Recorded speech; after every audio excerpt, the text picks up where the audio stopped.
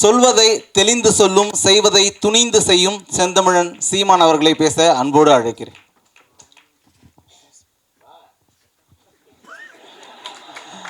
இந்த ஒட்டுமொத்த மேடையும் யாருக்காக காத்திருக்கோ, யாருக்காக வந்திருக்காங்களோ அவர் இப்போ பேசுகிறாரு. அனைவருக்கும் வணக்கங்க. இது பேசுகிறதுக்கான நான் பேசுகிறதுக்கான இடம் இல்லை. இந்த திரைப்படம் நிறைய பேர் பேச தவறியதை பேசியிருக்கு. நான் முதற்கொண்டு கிட்டத்தட்ட 1985ஆம் ஆண்டு நான் கேமராவை கையில் பிடிச்சேன். ஒளிப்பதிவாளனா எத்தனை ஆண்டுகள் ஆச்சு தெரியல. இவ்வளோ காலங்களில் 40 ஆண்டுகள், இவ்வளோ காலங்களில் நான் எவ்வளோ பேரை பார்த்துருக்கேன். நிறைய தயாரிப்பாளர்கள், எவ்வளோ இயக்குநர்கள், எவ்வளோ கலைஞர்கள். ஆனால் இவ்வளோ படங்கள், இவ்வளோ திரைக்கதைகள், இவ்வளோ என்னுடைய சிறுகதைகள், நாவல்கள் செய்ய தவறியது எல்லாத்தையும் இந்த ஒரு படம் செஞ்சுருக்கு. நேற்று முதல்ல நான் ஒரு 2 மாதம் இருக்கும்னு நினைக்கிறேன். அப்போ அந்த படத்தை ஒரு பார்வையாளனாக தான் நான் பார்த்தேன். என் பையன் இந்த கதை நீங்கள் கேட்க வேணாம்பா அப்படின்னு சொல்லிட்டான். ஆனால் இந்த படம் நீங்கள் என்னை நடிக்க விடுங்க, அவ்வளோதான் நீங்கள் செய்யணும். சரிப்பா அப்படின்னு விட்டேன். ஆனால் நான் போய் பார்வையாளனாக பார்க்கும்போது ஒரு பதட்டத்தோடு தான் நான் பார்த்தேன். அதை விட நேற்று இரவு படத்தை 2வது முறையாக நான் பார்க்கும்போது எனக்கு, ஏன்னா நான் ஒரு சாதாரண ஒரு ஆள் தான். நான் ஒரு மணலில் உட்காந்து 28 பைசாவுக்கு படம் பார்த்த ஆள் தான். நான் 3 படம் தான் பெஞ்சில் உட்காந்தே பார்த்துருக்கேன் சென்னைக்கு வர்றதுக்கு முன்னாடி. அப்படி ஒரு சாதாரண ஆள் நான். ஒரு இன்றைக்கு இருக்கிற சமூகத்தினுடைய பெரிய சிக்கலாக பேசுது. எத்தனை மனங்கள், எத்தனை மனித உயிர்கள் வதைக்கப்படுது, அவமானப்படுத்தப்படுது, கேவலப்படுத்தப்படுது. அதை இந்த திரைக்கலை சாதிச்சிருக்கு. திரைப்படங்கிறது எல்லாரையும் தட்டி தூங்க வைக்கிறதில்ல, கிச்சு மூட்டுறதில்ல, சிரிக்க வச்சு அவங்க பணத்தை பிடுங்கிறதோட மட்டும் இல்லாது, அது ஒவ்வொருத்தனையும் அறையணும். அவங்க செய்கிற தவறுகளை கேட்கணும். இதை பார்க்கக்கூடியவர்கள் பதில் சொல்லி ஆகணும். அவங்க மனசுக்கு பதில் சொல்லணும். மிகப்பெரிய வேலை. பல அரசியல் இயக்கங்கள் செய்ய தவறியதை, பல இலக்கியங்கள் செய்ய தவறியதை இந்த பேரன்பும் பெருங்கோமும் சாதிச்சிருக்கிறான் நான் உணர்ந்தேன். ஒரு தம்பி சிவபிரகாஷ் வாங்க.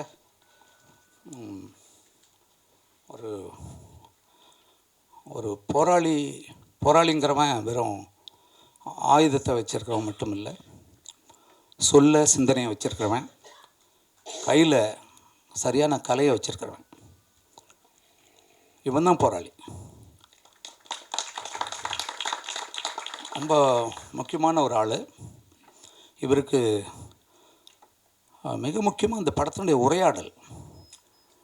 அது இப்போ பொதுவான சினிமாவில் பேசுகிற முறையை மீறி நான் ரொம்ப இயல்பாக உரைநடை எழுதுறது. ஏன்னா என் படங்கள் அப்படி.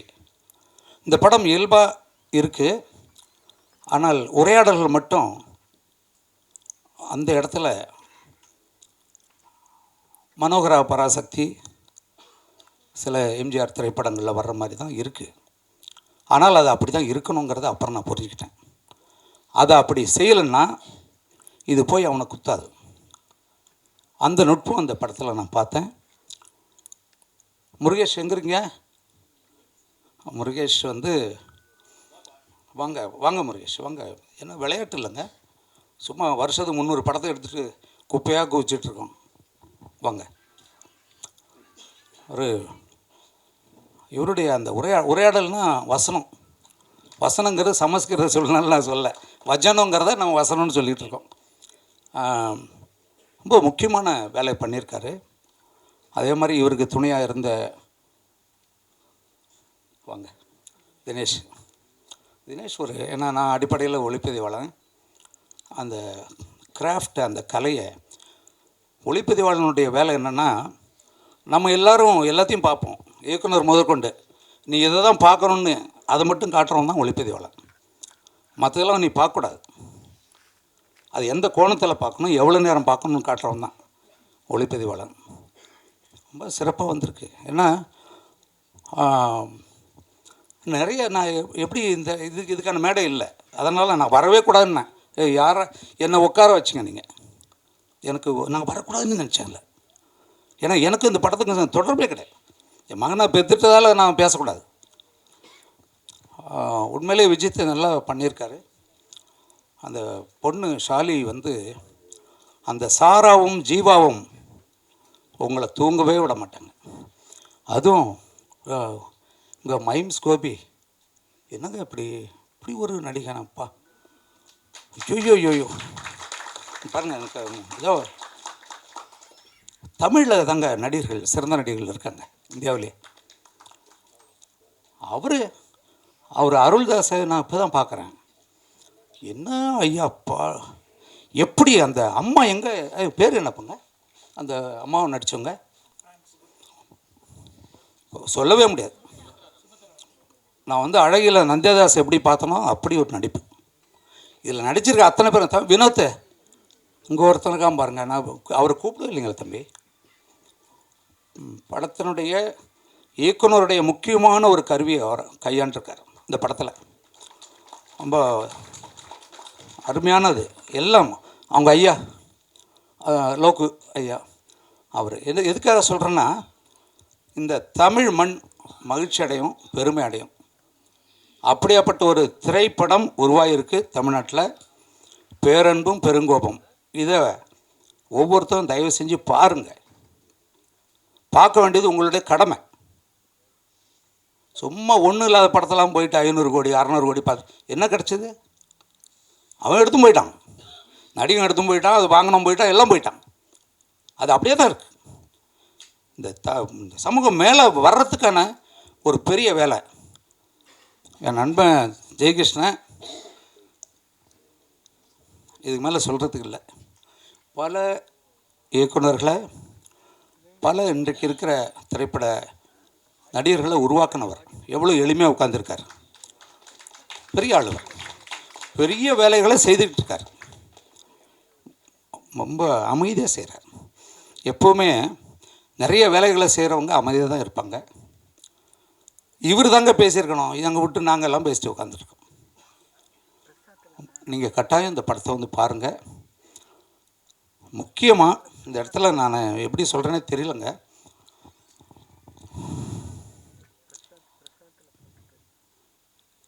இந்த படத்தினுடைய அந்த மூச்சில்லாம் மனுஷன் செத்து போயிடும்ல, அந்த மூச்சே வந்து இசைஞானி தான்.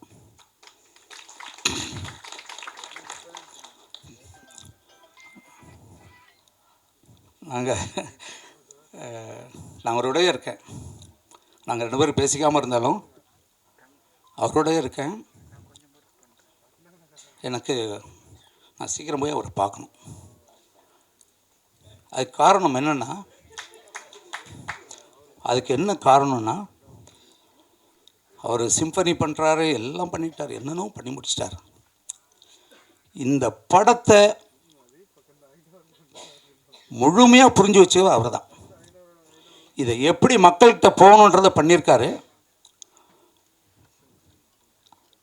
ஒவ்வொரு காட்சியையும் தன்னுடைய இசையால் அப்படி செதுக்கி கொண்டாந்துருக்கார். இந்த படம் வெற்றியில் வந்து இளையராஜாவுக்கு தான் பெரும்பங்கு, இவங்க எல்லாரை விட. அவருடைய வாழ்த்து உங்களுக்கு நிச்சயம் இருக்கும். அவர் எங்கே இருந்தாலும் வாழ்த்துக்கிட்டு இருப்பார். ஏன்னா அவர் பொதுவாக எல்லா வெளியீட்டுக்கும் வர்றதில்லை. அவருக்கு என்னுடைய நன்றி. அது என்னுடைய மகனுக்கு 2வது படத்திலே இது கிடச்சிருக்கு, கொடுத்து வச்சுவேன். சீமான் ரொம்ப நேரம் பேசிட்டேன், இதுதான் நான் பேசக்கூடாதுன்னா. வா நீ பேசு தம்பி. இல்லை தம்பி பேசுங்க, நீ பேசுங்க. ஏன்னா இவங்க முக்கியம். ஏங்க இது மாதிரியான தயாரிப்பாளர்களை போட்ட பணம் வர வைங்க. இன்னும் இது மாதிரி பல படங்கள் எடுப்பாங்க. அதை நம்ம செய்கிறது தவறுது இல்லையே, அதுதான் விஷயம். பேசுங்க. இங்கு எங்களுடைய அழைப்பை ஏற்று வருகை தந்திருக்கும் நண்பர்கள் அனைவருக்கும் என்னுடைய வணக்கத்தை தெரிவித்துக் கொள்கிறேன். என்னுடைய குடும்ப நண்பர் தங்கர் பச்சன் சார், சீமான் அண்ணன் வந்து எங்களுக்கு ஒரு குடும்ப நண்பர். அவரும் இன்றைக்கி இந்த மேடை விழாவுக்கு வந்தது எங்களுக்கு ரொம்ப சந்தோஷம். மற்றும் வந்திருக்க எல்லா பெரியவர்களுக்கும் என்னுடைய நன்றியை தெரிவித்துக் கொள்கிறேன். இந்த படம் ஒரு மிகப்பெரிய வெற்றி அடையும் நம்புகிறேன். இந்த டீம் வந்து அவ்வளோ ஹார்ட் ஒர்க் பண்ணியிருக்காங்க, படம் பார்த்ததுலேருந்து தெரிஞ்சுது.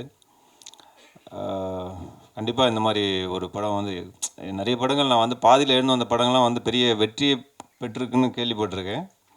ஆனால் இந்த படம் வந்து மிகப்பெரிய வெற்றி அடையும். இந்த மாதிரி படங்கள் தான் வெற்றி அடையணும். நன்றி, வணக்கம்.